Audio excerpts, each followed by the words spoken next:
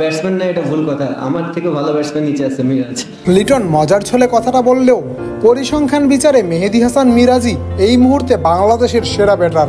চলমান world test সাইকেলে শান্তর দল ম্যাচ খেলেছে 6টি, 47.50 গড়ে 380 রান করে শান্ত লিটন মমিনুলদের পেছনে ফেলে এই মুহূর্তে দেশের টপ রান স্কোরারের তালিকায় মিরাজ আছেন শীর্ষে।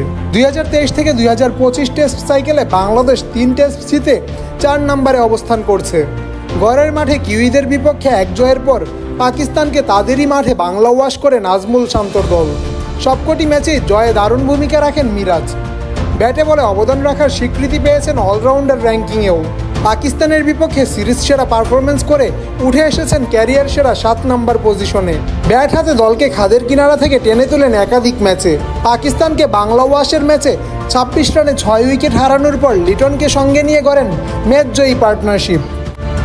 6 ম্যাচ খেলে কোনো 100 না পেলেও 380 রান করে মিরাজ আছেন শীর্ষে। 2-এ থাকা মমিনুল সমান ম্যাচে করেছেন 352 রান, গড় 35.20। মিরাজ মমিনুলরা সবকটি ম্যাচ খেললেও 2টি ম্যাচ কম খেলেন মুশফিকুর রহিম।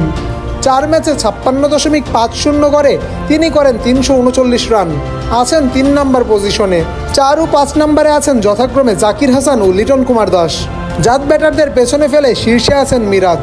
8 নম্বরের একজন লিড দিচ্ছেন ব্যাটিং দিয়ে, যা জানান দেয় টাইগারদের ব্যাটিং ডেপথের।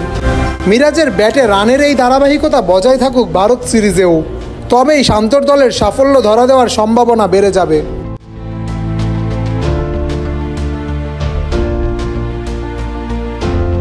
জামান আশরাফ, টিভি স্পোর্টস।